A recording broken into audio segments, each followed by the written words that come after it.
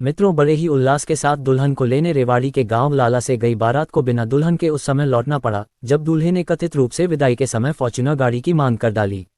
ये सब कुछ उस समय घटा जब 7 फेरे हो चुके थे और विदाई की तैयारी हो रही थी।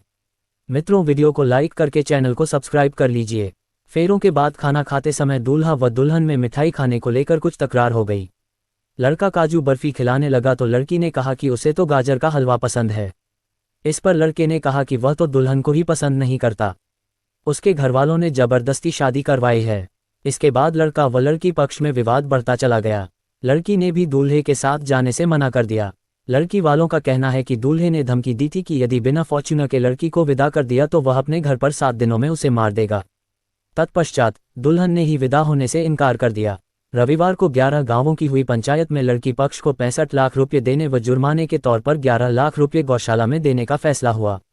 जानकारी के अनुसार गांव लाला के प्रदीप कुमार के बेटे मणि कुमार की शादी नारनौल के गांव निजामपुर की लड़की सुषमा से तय हुई थी। शनिवार को बारात निजामपुर गई थी। सब कुछ ठीक ठाक चल रहा था और राजी खुशी के माहौल में रात को दूल्हा दुल्हन के 7 फेरे भी हो गए। मामले में उस समय नया मोड़ आया जब खाना खाते समय दूल्हे ने लड़की पक्ष से फॉर्च्यूनर गाड़ी की मांग कर दी। दूल्हे मणि कुमार ने कहा कि यदि फॉर्च्यूनर नहीं दी और सामाजिक दबाव डालकर उसके साथ विदा कर दिया गया तो वह घर पर 7 दिनों में उसे मार देगा।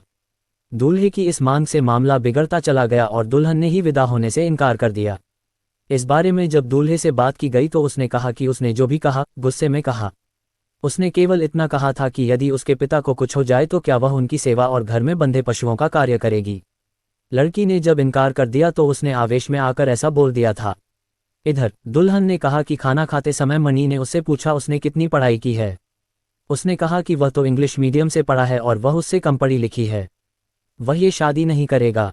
दुल्हन ने यह आरोप भी लगाया कि उसके परिवार से फॉर्च्यूनर गाड़ी की मांग की गई। आर्मी से रिटायर होने के बाद हरियाणा पुलिस में कार्यरत लड़के के पिता प्रदीप कुमार का कहना है कि उन्होंने दहेज की कोई मांग नहीं की थी।